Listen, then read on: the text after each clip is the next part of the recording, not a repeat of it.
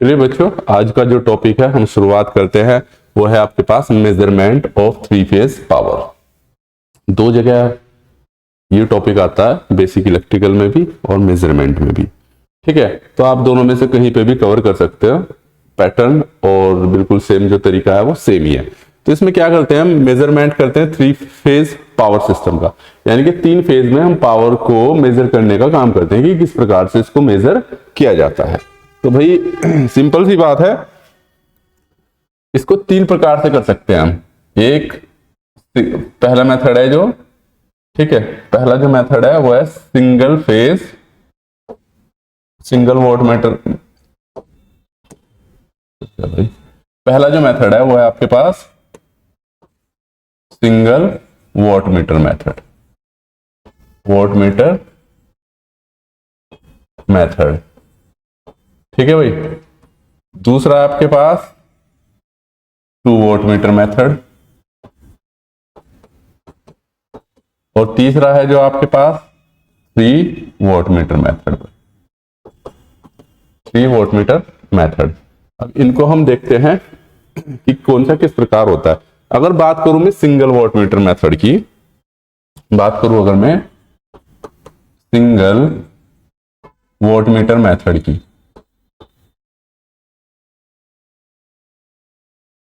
की, तो भाई इसमें क्या होता है मेरे पास,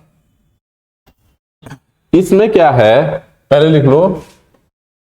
यूज, इससे भी थ्री फेज की हम कैलकुलेट कर सकते हैं पावर। यूज, इसमें 1 volt meter method, 1 volt meter use होता है, लेकिन ये क्या होता है, use only for balance load. ये केवल बैलेंस लोड के लिए बेटा यूज किया जाता है। ठीक है, तो कैसे मालूम मेरे पास थ्री फेज है, कोई मेरे पास क्या है, सिंपल सी बात है, ये है कोई सर्किट्स है मेरे पास, इसको मैंने इसमें 1 वोल्ट मीटर लगा दिया। मेरे पास करंट कॉइल है, वोल्ट मीटर आपने पढ़ा है, सीसी करंट कॉइल है। ठीक है, ये मेरे पास न्यूट्रल है, और ये मेरे पास दूसरी पीसी है, और ये मेरे पास 1 वोल्ट मीटर है। ठीक है, ये 1 वोल्ट मीटर मैंने लगा दिया। तो इसमें कैसे पता चलता है, अगर मेरे पास इसकी रीडिंग, ये क्या है मैंने बताया, balance load, use only for balance load. तो सिंपल सी बात है, एक फेज में अगर मेरे पास ये 10 वोल्ट दिखा रहा है, कितनी, 10 वोल्ट। ठीक है, तो तीन फेज है, तो 3 इंटू 10 से मल्टीप्लाई कर देंगे, 30 वोल्ट। तो इस प्रकार से मेजर हम कर सकते हैं भाई इसको। ठीक है, तो कहने का मतलब यह है कि ये हमारे पास क्या है, सिंगल वोल्ट मीटर मेथड होता है, लेकिन इसका यूज हम कब करते हैं, जब मेरे पास लोड बिल्कुल बैलेंस है, उस कंडीशन में इसका यूज करते हैं। अब आ जाते हैं हम आपके पास अदरवाइज। अब देखो, दूसरा अगर अनबैलेंस लोड होगा तो इसमें पावर का कंजप्शन कुछ और होगा, इसमें कुछ और होगा, तो पॉसिबल नहीं, फिर अलग अलग वोल्ट मीटर लगाने पड़ेंगे। अगर मेरे पास इस फेज में पावर का कंजप्शन कुछ और है, इस फेज का कुछ और है, ठीक है, तो दैट मीन्स हमें अलग अलग वोल्ट मीटर लगाने पड़ेंगे। उसके लिए हम करते हैं 3 वोल्ट मीटर मेथड का यूज। कौन सा, 3, 2 वाले को इसके बाद देखेंगे, 3 volt meter method. 3 volt meter method क्या कहता है,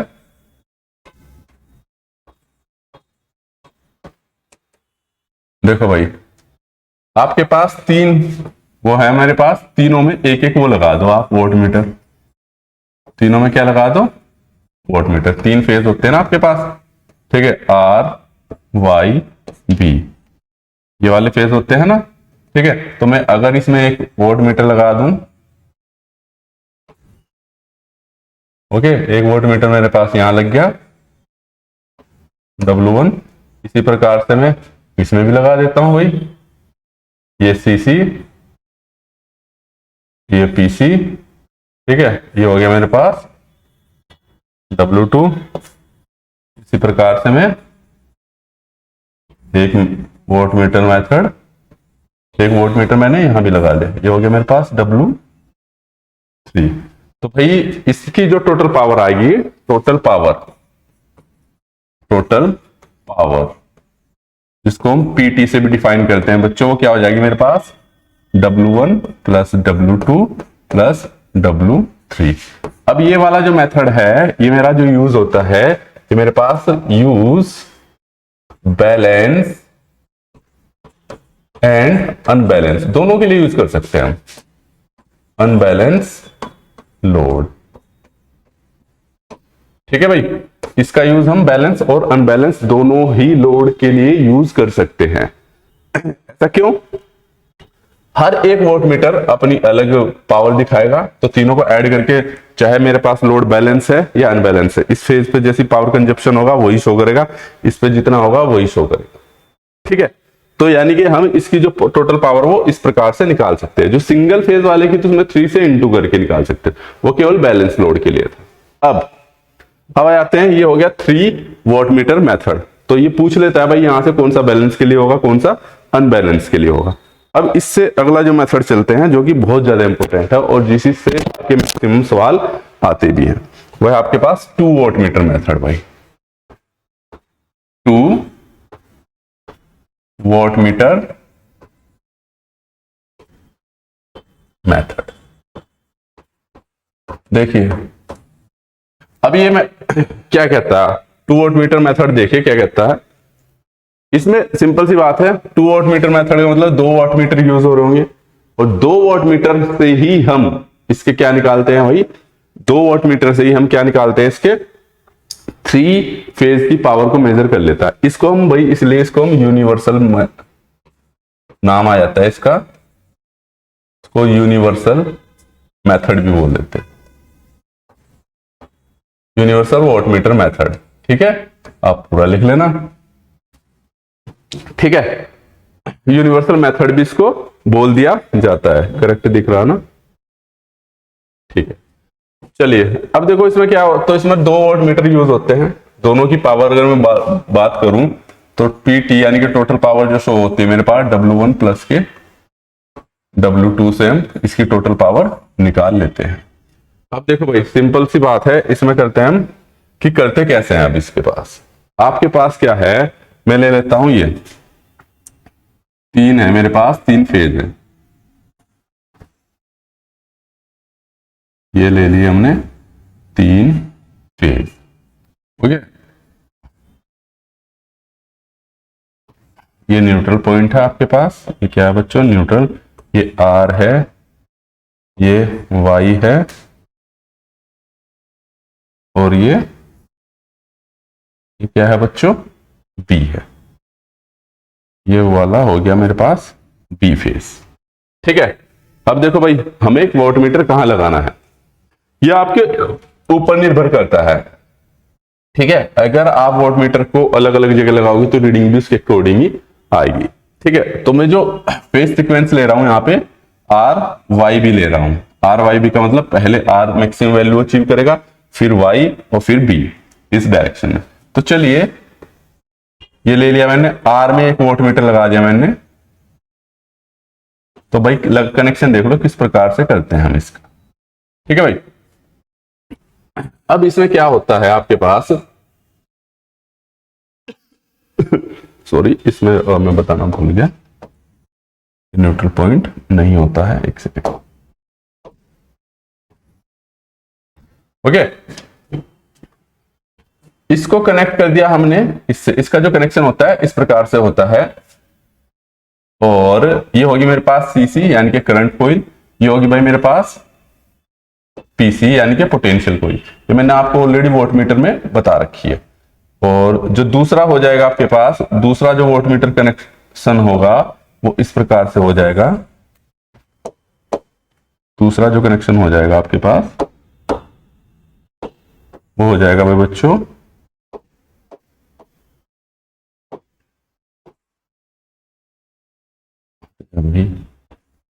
ठीक है, ये होगी मेरे पास करंट कॉइल और ये होगी भाई मेरे पास पीसी, ये सीसी और ये पीसी, ठीक है। ये मेरे पास मान लो W1 हो गया, W1 और ये W2,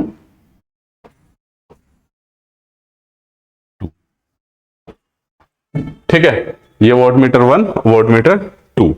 अब इसमें सोचने वाली बात है भाई, सिंपल सी बात है, एसी पावर का जो मेजरमेंट होता है मुझे पता है कि पावर इक्वल टू होता है भाई मेरे पास V I cos phi. V I cos phi होता है पावर एसी के लिए। अगर मैं बात करूं यहां पे जो वोल्टेज आ रही है मेरे पास, देखना भाई यहां की जो वोल्टेज है इसके क्रॉस वोल्टेज की अगर मैं बात करूं तो आर और किसके बीच में, वाई के, तो यहां पे क्या हो जाएगा वी आर वाई हो जाएगी वोल्टेज इसके क्रॉस।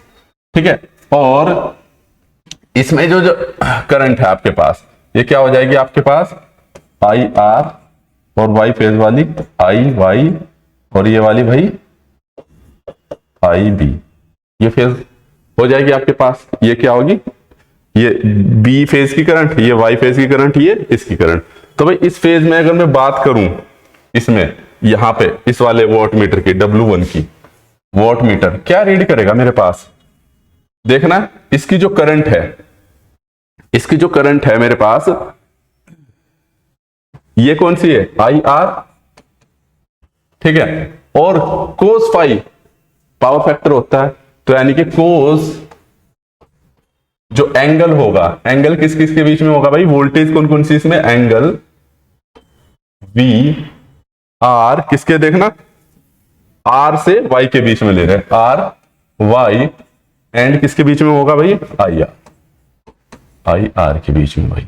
W1 ये करेगा और V क्या है यहाँ पे वी आर वाई, ये W1 का आ गया आपके पास। ठीक है, इसी प्रकार से मैं W2 यानी कि वोट मीटर 2 का निकालूंगा। इसमें देखना भाई इसमें जो करंट है मेरी ये ले रहे हैं हम वी बी से, बी को हाई ले रखा हमने, वी बी से वाई, तो यहां पे हो गया वी बी वाई इंटू आई, इसमें देखना आई कौन सा है आई बी हो गया भाई बच्चों, और ये हो गया कोस एंगल कितना भाई किसके बी वाई के बीच में और एंड आई बी के बीच में। तो इस प्रकार से ये दो चीजें हमने निकालनी है। तो अगर मेरे पास W1 की वैल्यू आ जाइए तो हमें बेसिकली क्या है, इसके बीच का एंगल निकालना है, एंगल निकालना है भाई हमारे पास। ठीक है, तो अब इस केस में क्या होगा, इस केस में अब आते हैं हम इसके फेज एंगल पे, फेजर डायग्राम पे। फेजर डायग्राम से हमें पता चलेगा W1 और W2 कितना आएगा। ठीक है, फेजर डायग्राम ड्रॉ करते हैं। देखो तीनों फेज है मेरे पास बैलेंस लोड के लिए, जो तीनों फेज की जो वो है फेजर डायग्राम, अगर मैं करता हूं इसको, मान लो इस सीधी लाइन से करते हैं यार, इसको यूज करते हैं आज हम टेक्नोलॉजी, है ना। ये हो गया मेरे पास, ठीक है, अब इसको कर देते हैं इरेज, अरे यार पूरा ही इरेज कर देते हैं। ठीक है भाई, अब देखते हैं ये, ठीक है भाई, ये ले लिया हमने, जो लिया है यहां पे देखिए क्या था आर, तो ये ले लिया हमने। जो वोल्टेज रहेगी मेरे पास यहां से भाई इसके और इसके बीच की अगर मैं निकाल दूं, यहां पे जो वोल्टेज रहेगी कितनी रहेगी भाई बच्चों, है मेरे पास V, कहां से होगा यहां V, कौन सी रहेगी भाई इसमें R, और ये कितनी हो जाएगी भाई बच्चों N, किसके बीच में, इसके बीच में वोल्टेज, सिंगल फेज के बीच की बात कर रहा हूं मैं, R और N। इसी प्रकार से वोल्टेज मेरे पास इसकी कितनी रहेगी भाई मेरे पास, अगर मैं इसकी निकाल लूं तो यहां से V B N, और इसी प्रकार से मैं वोल्टेज B की निकाल लूं, B की इसके रेस्पेक्ट में ये Y N रहेगा बेटा, करेक्ट कर लेना इसको। ठीक है, V कितना रह जाएगा ये मेरे पास B, अरे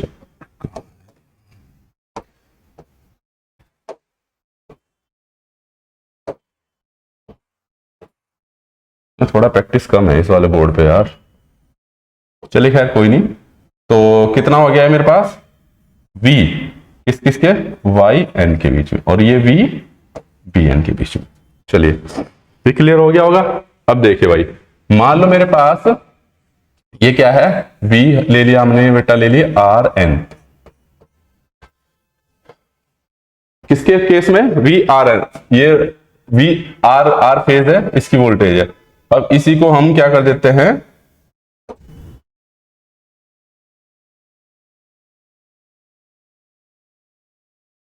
ठीक है, ये तीनों फेज में हो गया भाई। ठीक है, देखा जाए तो अगर मैं इनको, ये तीन फेज हो गए, ये ले लिया हमने कौन सा, वी आर, कौन सा था ये,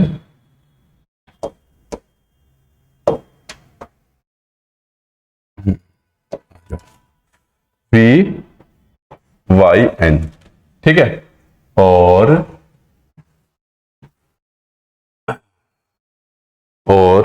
ये ले लिया हमने कौन सा, वी, फिर सीक्वेंस हमने ये लिया था ना, तो वाई यहां आएगा, एक सेकेंड, वाई आएगा वी,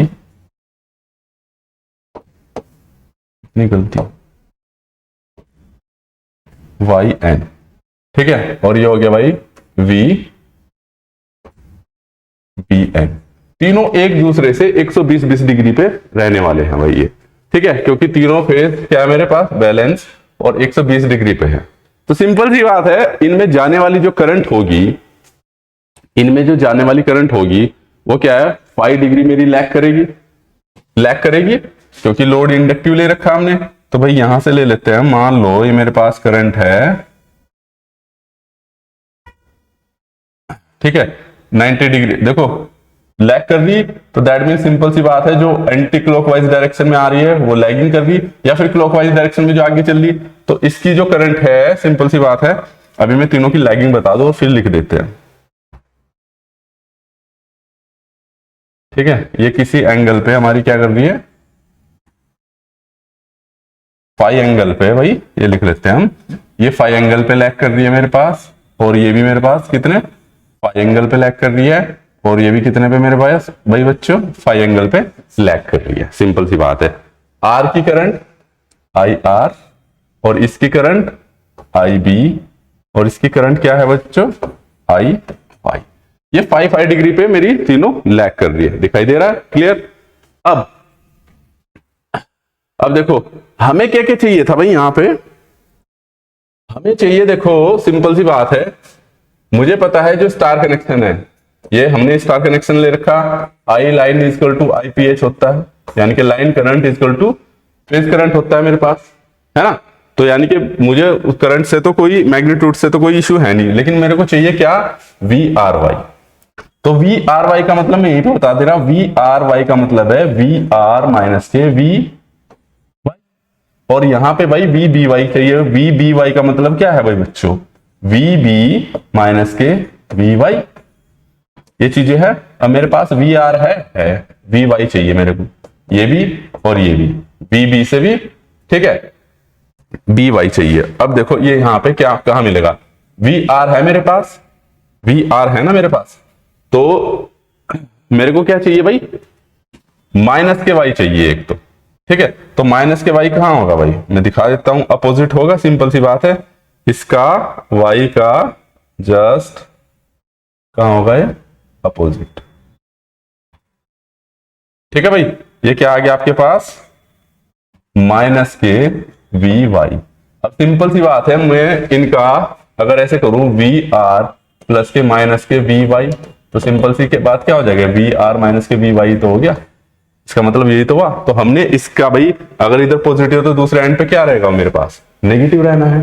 अब ध्यान देने वाली बात है, तो मैं इन दोनों का मैग्नीट्यूड निकाल सकता हूं, हाँ भी निकाल सकते हैं इन दोनों का, इसके पैरेलल में इस पे लाइन खींच सकता हूं, खींच सकते हैं हम। तो इन दोनों का मैग्नीट्यूड सिंपल सी बात है क्या आएगा, जहां पे भी इंटरसेक्ट होगा ये, और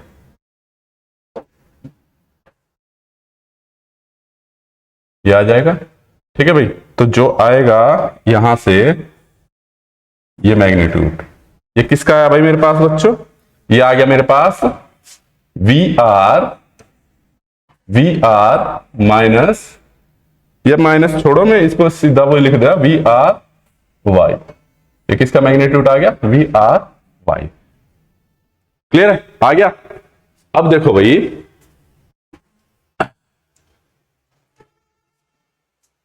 अब यहां से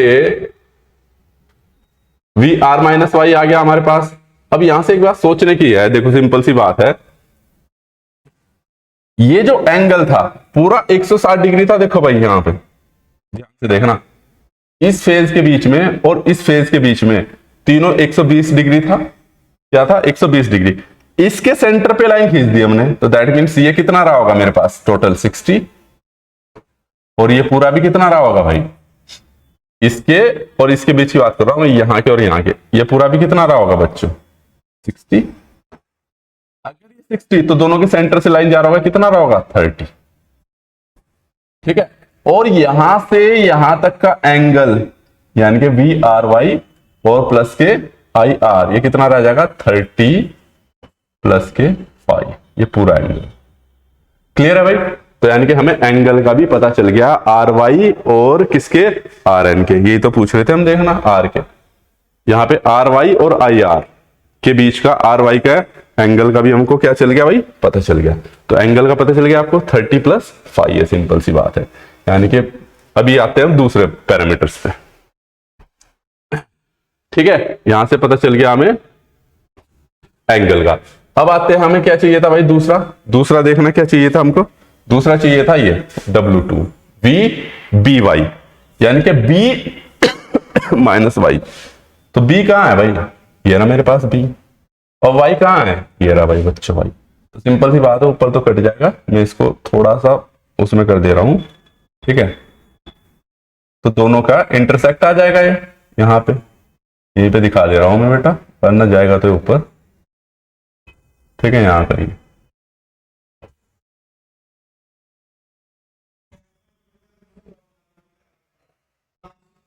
ठीक है, तो ये समझ जाना, दिखाई दे रहा है आपको। तो यहां से यहां तक का जो एंगल रहेगा मेरे पास, ये जो रहेगा भाई मेरे पास, देखना ये आ गया मेरे पास V, ये आ गया मेरे पास V B Y, B minus वाई। ठीक है, या V B माइनस के B। क्लियर है भाई बच्चों। ठीक है, अब इसमें भी मैं एंगल निकाल सकते हैं, हाँ निकाल सकते हैं भाई। तो यहां पे ध्यान देने की बात है, अब देखो यहां से ये एंगल कितना है, V, ये Y था ना, हाँ, वी बी माइनस के क्या हो गया है, वी वाई। अब यहां पे ध्यान देने की बात है भाई, हमें क्या चाहिए, एंगल। इसमें देखो कौन सा चाह रहा था, आई बी, वी बी वाई का एंगल पता चल गया। आई बी देख लो अब इसमें कहां है, आई बी कहां है भाई बच्चों, ये रही। अब देखना आई बी की अगर बात करता हूं आपके पास, ये देखो यहां से ये क्या होगा, वी बी वाई एंगल, और यहां से सेम वही कॉन्सेप्ट है भाई, टोटल 120 था और ये सीधा खींचा तो टोटल 60 हो गया, यहां से यहां तक ये 60 हो गया। तो इसके बीच की लाइन क्या होगी पूरी, ये पूरा हो जाएगा मेरे पास 30, ये पूरा हो जाएगा 30। ठीक है, और अगर ये पूरा 30 है तो मुझे तो एंगल किस किस के बीच में का चाहिए भाई, एंगल चाहिए मेरे को V B Y and I B का। तो इसका एंगल कितना आ रहा है देखना, अगर ये पूरा 30 है और ये 5 है तो एंगल कितना आ जाएगा बेटा, 30 माइनस के 5। वहां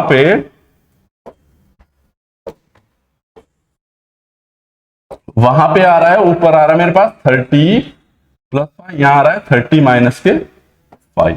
इस चीज का याद रखना। आई होप आपको एंगल तो क्लियर हो गया होगा। यहां पे एक चीज सोचने की है यहां पर, ठीक है, मैं बता दूं, ये हो गया इसका फेजर डायग्राम। अब एंगल समझ में आ गया ना भाई, टोटल 120 है, बीच का 60 है और फिर 60 में से हो गया।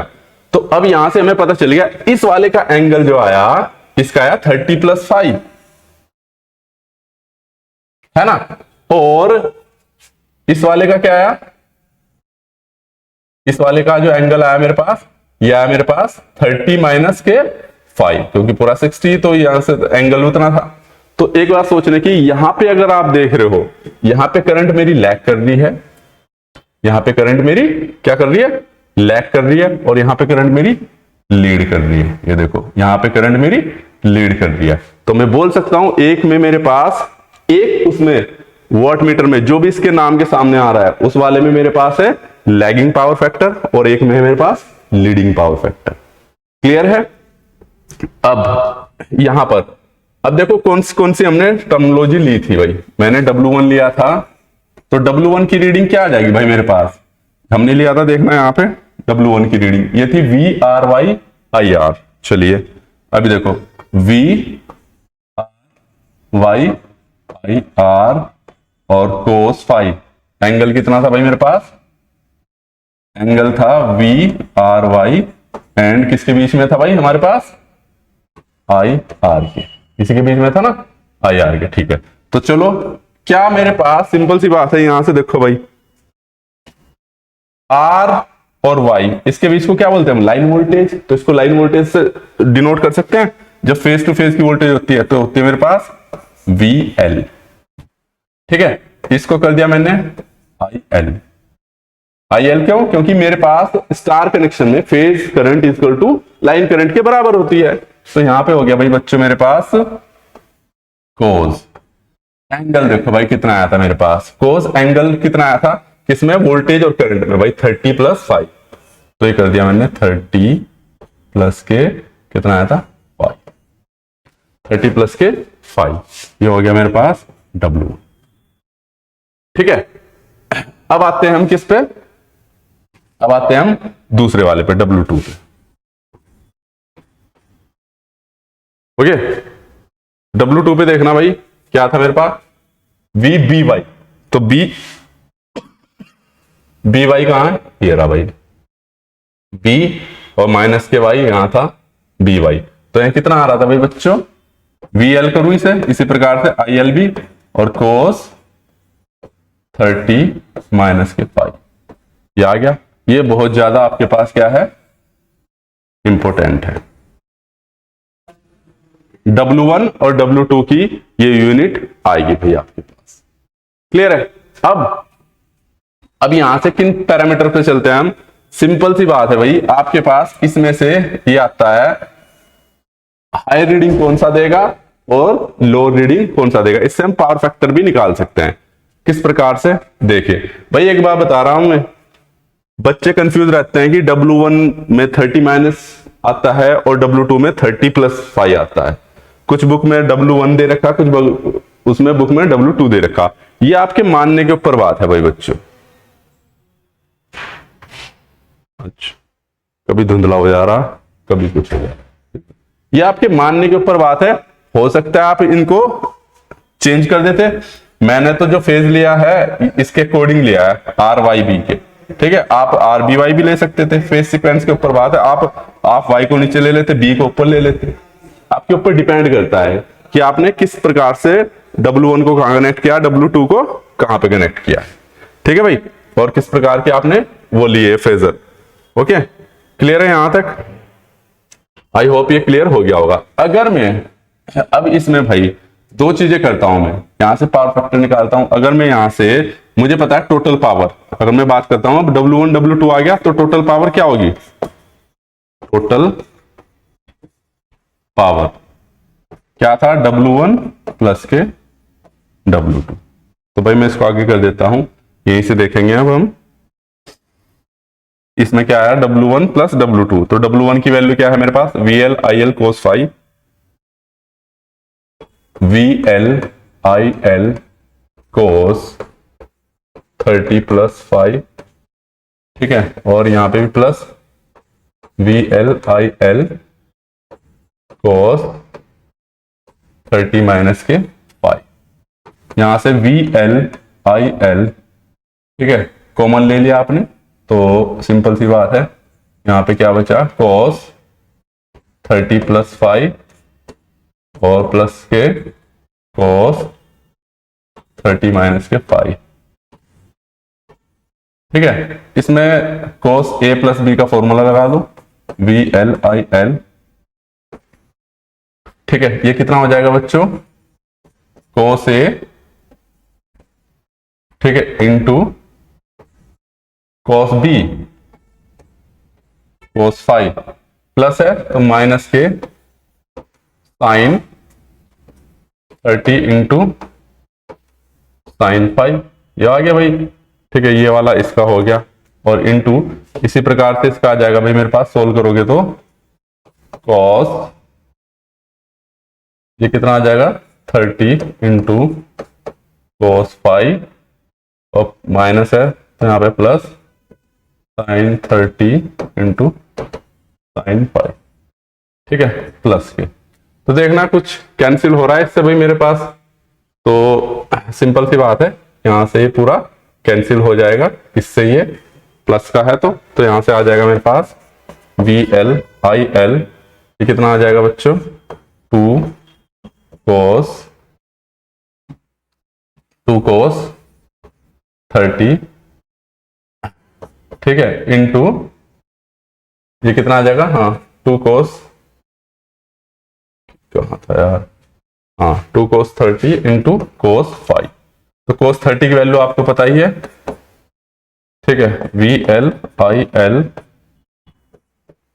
2 इंटू cos 30 की वैल्यू √3/2 cos 5, 2 से 2 कैंसिल, तो क्या आ गया √3 VL IL cos 5, ये क्या आ गई भाई मेरे पास W1 प्लस के W2 की पावर, आ गया W1 प्लस W2 की पावर, ये क्या है 3 फेज की पावर ही तो है, देखना 3 फेज पावर। ठीक है भाई, अब मैं बता दूं आपके पास, अगर ये स्टार कनेक्शन है डेल्टा भी होता तो भी सेम यही रहता आपके पास, पावर सेम यही आती है आपके पास, कोई पैरामीटर चेंज नहीं होता। तो डेल्टा वाला करके नहीं दिखा रहा हूं मैं, एक स्टार वाला ही दिखा दिया आपको। ठीक है, ये आ गया आपके पास W1 प्लस के W2 3 फेज की, ये कौन सी पावर होती है मेरे पास VL IL एक्टिव पावर, कौन सी एक्टिव पावर। ओके, अब भाई इसमें से अगर मैं बात करूं रिएक्टिव पावर की, कौन सी रिएक्टिव पावर, ठीक है, इसको मैं निकालूंगा, यहीं से मेरे पास पावर फैक्टर, देखो यहां तो W1 प्लस W2 किया था, अब सवाल ये आता है कि हम W1 माइनस W2 करें या W2 माइनस W1 करें। तो भाई मैं बता दूं पहले, जिसकी हाई रीडिंग होगी उसी से घटाएंगे हम, तो हाई रीडिंग किसकी होगी, जिसका एंगल कम होगा, तो किसका एंगल कम रहेगा 30 माइनस 5 का, 30 माइनस 5 का, क्योंकि कोस की वैल्यू हमेशा किसकी कम होती है, एंगल छोटा हो तो कोस की वैल्यू ज्यादा होती है। तो यहां पे सिंपल सी बात है, क्या करूंगा मैं, किसकी थी वैल्यू देखना, ये जरा यहाँ पे ये था W, कहां था ये रहा W1, यानी कि W2 की वैल्यू मेरे पास ज्यादा रहने वाली है। ठीक है, वो हाँ W2 की वैल्यू, तो ये क्या हो जाएगा W2 माइनस के W1 इक्वल टू क्या आ जाएगा भाई, अगर इसकी वो ही रखोगे ना आप, सिंपल सी बात है W2, अब साइन फॉर्मूला निकाल के तो मैं बता दूं इसकी आएगी VL IL साइन 5। ठीक है भाई, साइन 5, ये वैल्यू इसकी आएगी, ये आपकी रिएक्टिव पावर की आएगी। तो यहां से आप पावर फैक्टर क्या निकाल सकते हो, इसे इक्वेशन अगर 2 कर दो, और मेरे पास क्या था यहाँ पे W1 प्लस W2, ठीक है, तो ये क्या हो गया मेरे पास, अगर मेरे पास इक्वेशन 2 है और ये इक्वेशन 1 है, तो यहां से आपके पास पावर फैक्टर आ जाएगा, देखो कैसे, तो W2 माइनस के W1 इक्वल टू क्या, VL IL साइन 5 आया, और ये W1 प्लस के W2 इक्वल टू, ठीक है, क्या आया था मेरे पास √3 VL IL cos 5, इससे cancel sine theta upon cos theta, तो कितना होगा tan थीटा, और √3 की मल्टीप्लाई उसमें, तो क्या आ गया W2 माइनस के W1 अपॉन के W1 प्लस के W2, ये क्या आ गया आपके पास tan थीटा, या theta equal to tan inverse √3 W2 minus के W1 अपॉन के W1 प्लस के W2, ये आ गया भाई मेरे पास। ये याद रखना भाई बच्चों, इसमें हमने जो पावर फैक्टर लिया था वो कौन सा लिया था? लैगिंग, लैगिंग पावर फैक्टर के लिए। ठीक है, अब लैगिंग पावर फैक्टर ठीक है, क्योंकि हम शुरू से ही हमने करंट को सब जगह लैगिंग लिया था, तो मेरे पास फॉर्मूला ये आया। अगर मैं लीडिंग पावर फैक्टर लूं तो सिंपल सी बात है, मेरे पास क्या हो जाएगा, अगर मैं लीडिंग पावर फैक्टर के लिए लूं, for leading power factor, for leading power factor, तो भाई लीडिंग पावर फैक्टर का मतलब कॉन्सेप्ट क्या हो जाएगा? पहले आपने मान लो वोल्टेज यहां ली, करंट आपने यहां ली थी, इस बार करंट आप कहां लोगे? यहां लोगे, तो यानी कि फाई क्या हो जाएगा मेरे पास? चेंज हो जाएगा, नीचे की बदले ऊपर चल जाएगा, है ना। यानी कि अगर मेरे पास फाई पहले पॉजिटिव लिया आपने, तो इस बार फाई नेगेटिव लोगे, और फाई नेगेटिव लोगे तो सारे सिम्टम्स इंटरचेंज हो जाने हैं। तो अगर आपके पास W2 आया था, क्या आया था आपके पास? क्या आया था? VL cos, क्या आया था? 30 माइनस के फाई आया था, तो माइनस की जगह -5 कर दूं मैं, है ना। तो क्या हो जाएगा? W2 इक्वल टू मेरे पास बच्चे VL cos 30 प्लस के फाई, ठीक है। और W1 wattmeter 1 VL cos 30 minus के फाई, ये किसके लिए आ जाएगा भाई बच्चों? ये आ जाएगी मेरे पास लीडिंग पावर फैक्टर के लिए, वो था लैगिंग पावर फैक्टर के लिए। अब ये है भाई कंफ्यूजन, ये है कि कौन सा वोल्टमीटर, इसमें अब हम कंफ्यूज रहेंगे कि W1 से घटाएं या W2 से घटाएं, ठीक है, कि कौन सा पावर फैक्टर होगा, लीडिंग होगा कि लैगिंग होगा। अब देखिए इसको हम क्या समझते हैं, इसको अगर मैं पावर फैक्टर निकालूं, सिंपल सी बात है, पावर फैक्टर की वैल्यू हम यहां से निकाल लेते भाई, यहां से निकाल लेते। अगर ये मेरे पास किसके लिए लैगिंग पावर फैक्टर था W2 W1, अगर मैं लीडिंग के लिए बात करूं तो जस्ट उल्टा हो जाएगा, W1 माइनस W2। इसमें कैसे निकालते हैं हम? हायर रीडिंग से। किससे? हायर रीडिंग से। हायर रीडिंग का मतलब यह है कि एक वोल्टमीटर आपका अधिक रीडिंग देगा। अभी देखिए, चलिए इसको एक और उससे समझते हैं, टेबल से। आई होप आपको ये तो समझ में आ गया क्या चीज कहां से कैसे आई है। अब इसका यूटिलाइजेशन देखते हैं, चलिए इसको देखते हैं यहां से, एक टेबल से समझते हैं।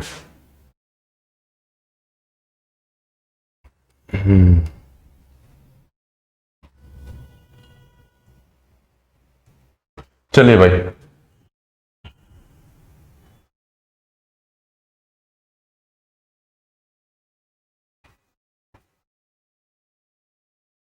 ठीक है। अब देखिए इस केस में क्या लिया हमने। अब देखो भाई, इन्होंने, हमें नहीं पता इन्होंने कौन सा वो वोल्टमीटर लिया है, हम अपने वोल्टमीटर के अकॉर्डिंग चल रहे हैं, ठीक है, कि कौन सा कहां कनेक्शन किया है, टेबल कौन से वोल्टमीटर के अकॉर्डिंग है। हमारे पास जो आया था, सिंपल सी बात है, जो आया था मेरे पास लैगिंग पावर फैक्टर की अगर मैं बात करूं, W2 क्या आया था मेरे पास? इक्वल टू आया था VL, दिखाई दे रहा है, हाँ ठीक है, IL cos 30 माइनस के फाई, ठीक है। और W1 आया था VL IL cos 30 प्लस के फाई, ये आया था भाई हमारे पास। तो इस केस में देखो उसने क्या बोला है कि अगर मेरे पास फेज एंगल क्या हो? 0 हो। फेज एंगल 0 का मतलब क्या हो गया भाई? जब यानी कि वोल्टेज और करंट के बीच में फेज एंगल 0, अगर 0 है तो यहाँ पे क्या आ जाएगा? सिंपल सी बात है, VL IL cos फाई की वैल्यू 0 रखना, cos 30, और इसकी वैल्यू भी क्या आ जाएगी? W1 की वैल्यू भी VL IL cos, ये यहीं से निकल जाएंगे सारी चीजें, 30 प्लस, क्योंकि 0 रख दिया हमने। तो देखना W1 इक्वल टू W2 है, तो यानी कि इस वक्त मेरे पास जो रीडिंग होगी, अगर मैं 0, देखो यहाँ पे क्या है? फेज एंगल 0 पे, 0 डिग्री पे पावर फैक्टर क्या रहेगा? पावर फैक्टर रहेगा मेरे पास 1, और W2 भी पॉजिटिव रीड देगा, और ये भी मेरे पास क्या देगा? Positive read. तो W1 इक्वल टू क्या आ रहा है मेरे पास? W2। जो वैल्यू मेरे पास W1 की है वही मेरे पास W2 की है। तो टोटल पावर किससे निकालोगे आप? W1 प्लस W2 से। Wattmeter equal to wattmeter 1 equal to wattmeter 2। Clear है भाई, यहां तक तो बच्चों कोई दिक्कत नहीं है आप लोगों को। अब देखते हैं, इसने 0 डिग्री पे लिया, 60 डिग्री पे लेते हैं, 60 पे, है ना, 60 डिग्री पे ले लेते हैं जरा इसको। अगर मैं 60 करूं इसको, देखना यहां पे W2 की वैल्यू, ठीक है, W2 की वैल्यू कितनी है भाई, 60 लिया आपने, तो 30 माइनस 60, 30 माइनस 60, कोस 60 की वैल्यू आपको बता, ये पूछी बोल सकता है पावर फैक्टर हाफ, यानी कि कोस 60 पे पावर फैक्टर की वैल्यू तो 0.5 रहेगी, या वो ऐसे बोल सकता है कि आधा रहे आपका, ठीक है भाई। तो इस केस में देखो, अगर कोस 60 है तो इसकी वैल्यू कोस 60, 30 माइनस 60, कोस 30 रहेगा, माइनस का आ जाएगा, और ये क्या हो जाएगा भाई मेरे पास, सिंपल सी बात है, कोस 30 प्लस 60, ये 30 करना, 30 प्लस 60 कोस 90 हो जाएगा, और कोस 90 की वैल्यू क्या होती है बच्चों, 0, कोस 90 की वैल्यू क्या होती है, 0। तो यानी कि इसकी वैल्यू कुछ ना कुछ आएगी और पॉजिटिव ही आएगी, कोस सिंपल सी बात है, कोस 30 के ऊपर डिपेंड कर जाएगा, VL और IL के ऊपर डिपेंड कर जाएगा, लेकिन इसकी वैल्यू क्या आएगी मेरे पास, W1 की वैल्यू क्या आएगी भाई बच्चों मेरे पास, 0, और इसकी वैल्यू क्या आएगी, पॉजिटिव। क्लियर है, तो यहां से W1 क्या है, 0। तो भाई देखो सिंपल सी बात बता दूं मैं, क्वेश्चन आपके पास कैसे आएंगे, अगर आपको ये चीजें याद है, ये चीजें याद है, वो तो डेरिवेशन था, ये भी इतना भी याद कर लोगे ना तुम, ठीक है, तो यहां से भी क्वेश्चन हो जाएगा। वो बोलेगा कि पावर फैक्टर पर, हाफ पावर फैक्टर पर या आधे पावर फैक्टर पर आपका W1 और W2 क्या रीड करेगा। आपको इतना तो पता है कि भाई एक वोट कोस हाफ पे फेज एंगल 60 डिग्री रहना है, तो 60 पे आपको पता है कि एक 30 प्लस 60 हो जाएगा 90, दैट मींस एक तो 0 रीड करेगा और दूसरा कुछ ना कुछ वैल्यू रीड करेगा। अगर उसकी वोल्टेज और करंट की वो दे रखी है उसने आउटपुट्स, तो देन आप उसकी वैल्यू भी पुट कर सकते हो, ठीक है भाई। क्लियर है, ये पावर फैक्टर है आपके पास। वो कैसे बोल देगा, वो फेज एंगल भी बोल सकता है, वो बोल देगा कि 60 डिग्री पर, 60 डिग्री के फेज एंगल पर वोटमीटर 1 और वोटमीटर 2 क्या रीड करेंगे, तो एक 0 रीड करेगा एक, ठीक है। अब देखो एक आ जाता है मोर देन 60 पे, अगर मैं मोर देन 60 कर देता हूं भाई, तो मोर देन 60 का मतलब है यहां पर 90 प्लस थीटा। अगर मैं मोर देन 60 कर दूं, मान लो हम 90 कर दे रहे, मोर देन 60 आपके पास 70 80 कुछ भी कर दो आप, तो यहां पे देखना जो 30 माइनस वो है, 30 माइनस क्या है, इस वाले पे आ जाते हैं। अगर मैं 30 माइनस उसमें क्या कर देता हूं, 80 ले रहे हम, इसको 80 ले रहे, तो ये क्या है 30 माइनस 80, कितना 30 माइनस के 80, दैट मीन्स कितना आ जाएगा भाई माइनस 60। अभी माइनस 60 की वैल्यू हमें पता, कोस की चाहे माइनस में हो चाहे उसमें वैल्यू आपकी पॉजिटिव आनी है, तो यहाँ पे तो वैल्यू आ गई पॉजिटिव, ठीक है।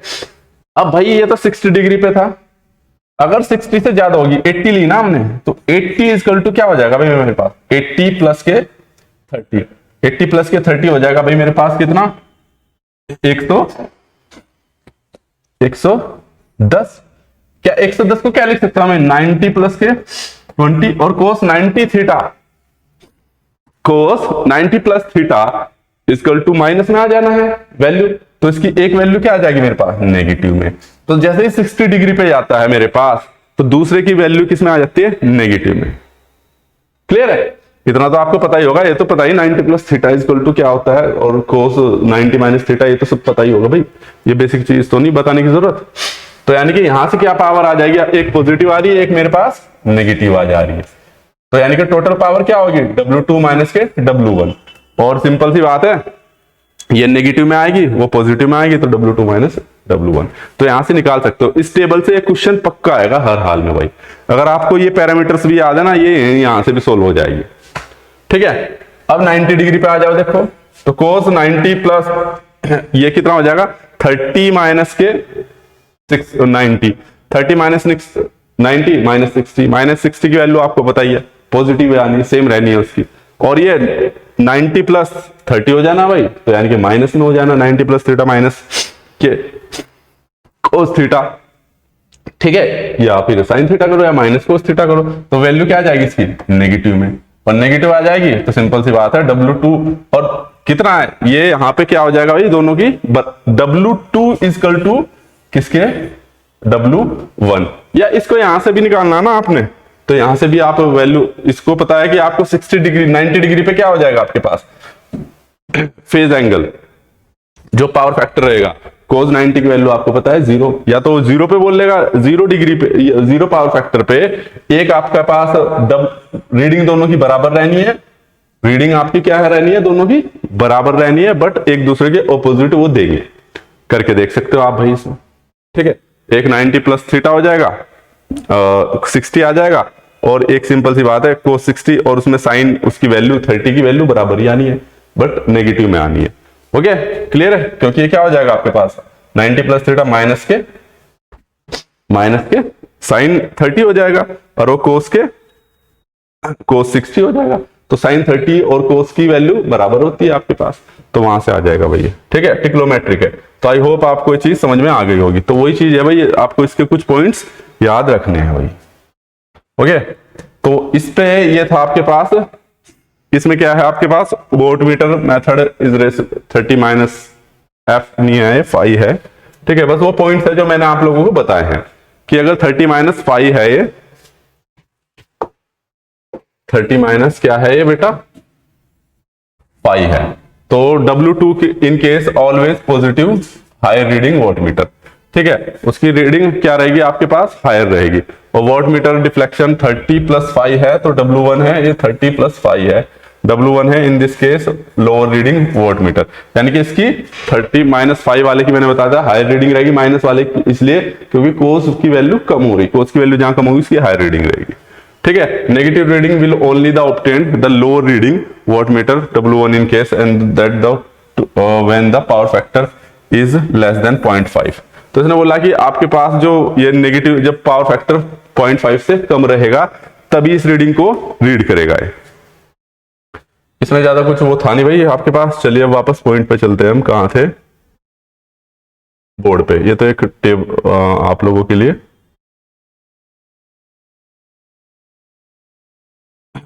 वो कर रहे थे,